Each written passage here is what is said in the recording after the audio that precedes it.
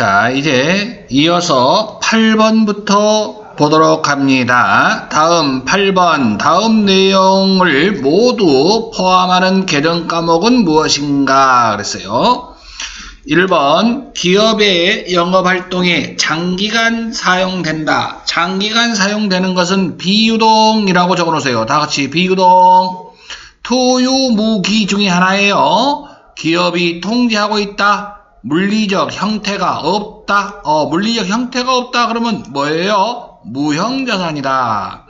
무형자산의 요건, 기업이 통제하고 있어야 되고, 식별 가능해야 하고, 미래 경제적 효익이 있어야 된다. 여러분, 한마디로 말하면, 이거 무슨 자산? 무형자산. 무형자산을 찾아라. 이런 얘기예요. 실용신앙권, 요거 무형자산 맞네요. 무형자산 맞습니다. 답은 1번. 선수금은 부채, 기계장치는 유형자산, 재고자산은 재고자산이잖아. 그렇죠? 8번의 답은 1번입니다. 다음 9번. 다음과 같은 결합관계에 해당하는 거래로 옳지 않는 거. 차변에 부채의 감소를 찾아라. 그리고 대변에 자산의 감소를 찾아라. 그런데 대부분 다 이런 건데 이걸로 거래로 옳지 않는 것 그랬어요. 옳지 않는 걸 찾으래요.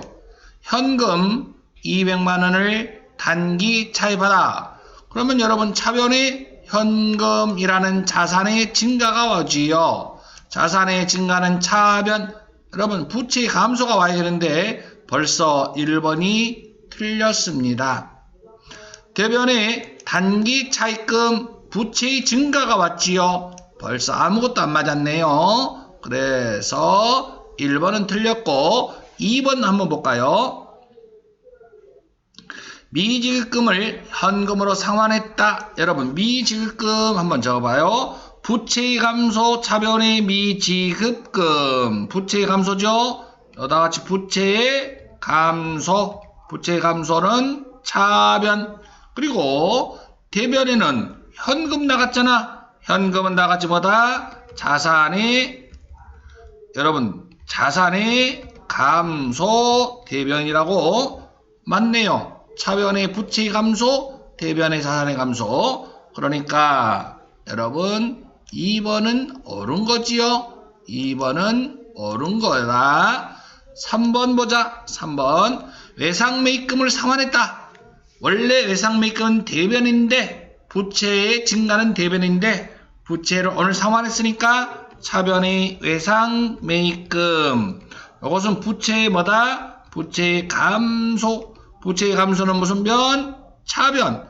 현금은 나갔다. 현금 나갔잖아요. 자산의 감소. 대변에는 자산의 감소라고 쓸까요? 자산의 감소. 이렇게 쓰고 다 같이 자산의 감소 맞죠? 오케이. 그러니까 이 3번도 지금 보기에서 요구한 대로 맞습니다. 다음 4번. 예수금 부채 증가는 대변인데 남의 돈을 잠시 맡아서 보관하고 있는 거죠. 예수금 찾아서 보통의 인계에서 이체했다. 예수금 다 같이 차변의 예수금. 부채의 감소라고 씁니다. 부채의 감소. 그리고 대변에는 무슨 예금이 빠져나가요? 보통예금. 보통예금이라는 자산의 감소. 자산의 감소는 나같이 무슨 변? 대변. 자산의 감소. 이렇게 표시하면 되겠네요. 예. 그러므로 여기서 요구하는 답은 몇 번이다? 1번이 틀렸다. 다음. 10번 보시면 전자부품을 더 소매하는 회사의 경우 다음의 개정 과목들 중 가로 안에 들어올 수 없는 항목은 차량 운반구. 여러분 차를 사면 현금으로 살 수 있지요? 현금 맞습니다. 미지급금 당연히 예상으로 하면 미지급금 쓸 수가 있죠. 외상매입금은 쓸 수가 없지만 미지급금은 쓸 수 있지요? 왜요? 판매 목적이 아니기 때문에. 보통예금 통장에서 이체할 수 있지요? 당연합니다. 그러나 판매 목적이 아니라고 그랬잖아요. 그러므로 외상매입금을 쓸 수는 없지요. 그러니까 여기에서 틀린 거, 올 수 없는 것은 답은 4번입니다. 다음 11번. 11번 보시면은요, 다음 자료에서 당기의 추가 지출에, 여러분 요거 어렵습니다. 별표시. 요것은 여러분 회계 2급에서만 나올 수 있는 문제인데, T자로 그려서 설명을 좀 하고자 합니다. 자, 여러분 여기다가 T자를 그려서, 자, 여러분 기초자본금, 자본의 증가는 대변입니다. 자본의 증가는 다 같이 무슨 변? 대변. 대변에 다 같이 뭐라고 쓰냐면, 대변의 기초는 대변에 씁니다. 기초자본금. 왜요? 자산의 증가는 차변이죠. 증가 쪽에 생기니까, 증가 쪽에 생겨요. 자본의 증가는 대변이니까, 대변, 여기다 대변. 여기는 차변이라고 쓸까요? 차변. 그 다음에 여러분 여기다가 대변에다가 1000만원 씁니다. 1000만원. 이렇게 1000만원.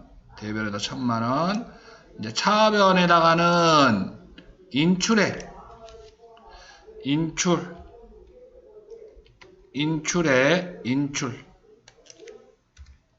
사장이 개인적으로 가져간 돈 인출금은 얼마? 400만원을 뺍니다. 그 다음에 여러분 여기서 물어본 건 추가 출자라 그랬죠? 추가 출자. 대변이라고 적으세요. 추가 출자는 무슨 변? 대변. 여기서 추가 출자를 물어봤잖아요. 추가 출자. 자, 처음에 출자한 것은 일단 대변이에요. 대변. 자본의 증가는 대변이니까. 다음, 기초와 기말은 서로 반대라고 생각하셔야 됩니다. 기초와 기말은 서로 반대. 자, 여러분, 기초와 기말은 서로 반대라고요. 기말자본금은 얼마냐면 1000만원. 기말자본 마이너스 기초자본은 당기순이익이라고 그랬죠. 이익이 났다면 여러분 여기다 대변에다가 당기순이익이라고 써놓으세요. 만약에 손해 났다면 차변에다가 당기순손실. 이렇게 하시면 여러분 여기에 당기순이익 얼마 났다고 그랬어? 200만원. 자, 여러분 이렇게 하면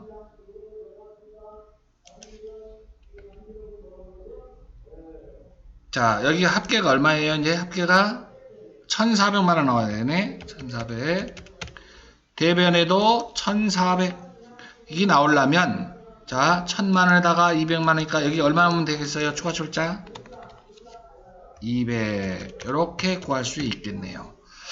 자, 여러분 이것은 우리가 평상시에 좀 보지도 못했던 문제들입니다. 추가 출자가 200만원입니다. 이렇게 요거 좀 알아두시고, 자, 자본금의 증가는 대변, 기초 대변을 쓰고, 인출 찾아갔어, 쓰고 남았어, 기말, 그리고 이익 나면 대변, 손해 나면 차변.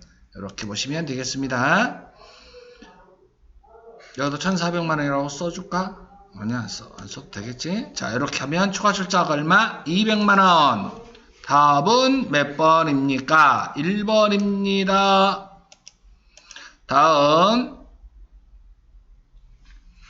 다음 자료를 토대로 2020년 말을 손익계산서에 보고할 대손상각비는 그랬습니다.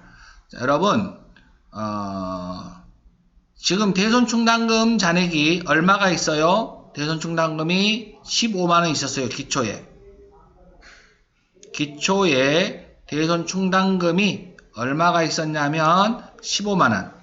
대손충당금이 15만원 있었어요. 그런데 15만원 있었는데 얼마 갖다 썼어요? 20만원을 썼네.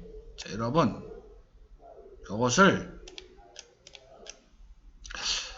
이것도 좀 여러분 수준이 좀 높아요. 자, 일단은 어떻게 하냐면 이렇게 합시다. T자를 좀 그려볼까요? T자로. 자, 대손 충당금 T자 한번 그려봐요. 대손 충당금.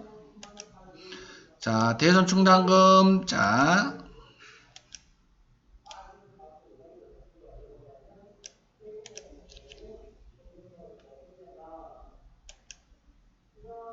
기초 대손 충당금 대변. 여기다 대변이라고 쓸까요? 대변. 여기를 차변. 이건 좀 어려운데 좀 기초 때 좀 배워놓으면 좋겠습니다. 자, 기초. 자산의 차감이니까 기초가 대변이에요. 기초 대손 충당금이 기초에 15만원. 그 다음에 해수불능. 파산으로 해수불능. 요걸 이제 지급이라고 써놓으세요. 지급. 갖다 사용한 거 20만원. 그런데 여기서 중요한 건 이제 요거예요. 우리가 12월 30일 결산 때 분기 이렇게 하잖아요. 차변에 매출채권 잔액에 대하여 1%를 못 받을 거라고 설정한다. 그러면 우리는 요걸 가지고 분기하는 거잖아. 얼마를? 자, 이렇게 750만원 곱하기 1%. 1%는 얼마예요? 75,000원. 요게 여러분 우리 회사가 가지고 있어야 할 대손 충당금이에요. 그러면 기말에 요거 재무상태표에 표시될 금액이에요. 예상액이라고 적어요. 요거 이게 우리 회사가 대손 충당금으로 기말에 가지고 있어야 할 금액 얼마라고? 75,000원. 75,000원. 75,000원은 기말에 갖고 있어야 할 금액이라고요.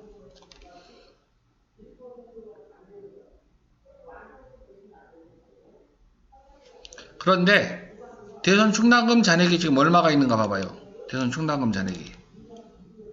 자, 여러분 잠깐만. 자, 75,000원. 자, 여러분 기초의 대손 충당금이 15만원 있었어. 7월 10일 날은 자, 7월 10일 날 봐보세요. 7월 10일 날 거래처 파산을 했다. 20만원 해수불능했다. 그러면 잠깐만. 자, 여태 분기를 자, 20만원 못 받게 됐어요. 여기 이때. 그러면 이때 우리 15만원 대손 충당금 잔액이 있었어요. 15만원 있었는데 이때 7월 10일날 갖다 쓴 거예요. 대손 충당금 15만원을 다. 그럼 대손 충당금 잔액이 아무것도 없어요. 그리고 올해의 비용인 부족한 건 대손 상각비라고 떨었어요. 그러면 지금 현재 대손 충당금은 지금 얼마가 있습니까? 잔액이. 대손 충당금 잔액이 없어요. 대손 충당금 잔액이 없어요. 그러면 자, 여러분 우리는 지금 대손 상각비 여기 손익계산서에 보고될 대손 상각비를 물어봤거든요. 야, 이거 좀 상당히 어렵네. 자, 여러분 지금 대손 상각비로 7월 10일 날 대손 상각비로 쓴 것은 얼마예요? 5만원. 5만원이죠. 그런데 방금 우리 분기한 거 12월 31일 날 분기하는 거 한번 볼까요? 요거 75,000원. 75,000원 마이너스 대손 충당금 잔액이 지금 없잖아요. 예상액이 75,000원이에요. 예상액이 나같이 얼마라고요? 75,000원. 그러면 다시 여기다 써볼까? 예상액이 75,000원 마이너스 대손 충당금 잔액이 빵원이에요. 빵원. 그러면은 얼마를 설정해야 돼요? 75,000원을 설정하는 거예요. 75,000원 가지고 분기를 하는 거죠. 차변에 뭐 대손 상각비 75,000원, 대변에 대손 충당금 75,000원. 지금 여기서는 물어본 게 75,000원 요것만 물어본 것이 아니라 자, 올해 당해년도 2020년 손익계산서에 표시될 대손상각비는 7월 10일 날 대손상각비가 5만원, 그 다음에 12월 31일 날 대손상각비는 75,000원. 그래서 이 두 개를 더하면 125,000원이 답입니다. 125,000원. 여러분, 이 문제는 회계 2급 수준은 아닌 것 같아요. 여러분, 이건 회계 1급도 어려워하고 세무 2급도 어려워할 수 있는 문제입니다. 이 문제는 이거 별 표시 쳐놓으세요. 수준이 좀 높은 문제입니다. 여러분들한테 내가 그냥 왜 그런지 죄송한 마음이 드네요. 이 문제는 자, 회계 2급 수준에서는 조금 높은 문제다. 수준이. 자, 이 문제를 맞히는 사람이 별로 없을 것 같아요. 자, 요 두 개를 더 해야 된다. 자, 다시 한번 설명하면요. 대손 충당금 잔액이 15만원 있었어요. 회수 불능됐다. 못 받을 거라고 대비해서 모아놓은 돈이 15만원 있었는데 실제로 7월 10일날 못 받게 됐어요. 그래서 20만원 못 받게 됐을 때 대손 충당금 갖다가 쓴 건 15만원 갖다 썼어요. 부족한 것은 올해의 비용인 대손상각비 7월 10일날 대손상각비 5만원이 있습니다. 그리고 12월 31일날 또 못 받을 거라고 예상을 했어요. 자, 750만원에 1% 그러니까 얼마나 와요? 75,000원. 대손 충당금 잔액을 뺄 건데 대손 충당금 잔액은 없어요. 아무것도 없어. 다 써버렸어요. 그러니까 75,000원 전부 다 대손상각비로 분계를 해야 되겠죠. 여기서 묻는 것은요. 손익계산서에 보고될 대손상각비를 물어봤으므로 대손상각비를 여러분 7월 10일 날 거와 12월 31일 거 두 개를 더해야 한다는 것이 사실 쉬운 것 같지만 쉽지 않아요. 여러분들 이것은요. 생각 좀 해보시고 이런 문제 나오면 그냥 찍어버리라 그랬더니 틀렸네. 125,000원. 답은 4번입니다. 여러분 좀 어려웠어요. 다음 13번. 다음 중 기말결산 수정정리사항이 아닌 것은 여러분 기말분기에 여러분 선급, 선수, 미수, 미지급 우리 기말분기 해봤잖아요. 그거 아닌 거 찾으라 이 말이야. 선급, 선수, 미지급 결산분기 맞지요?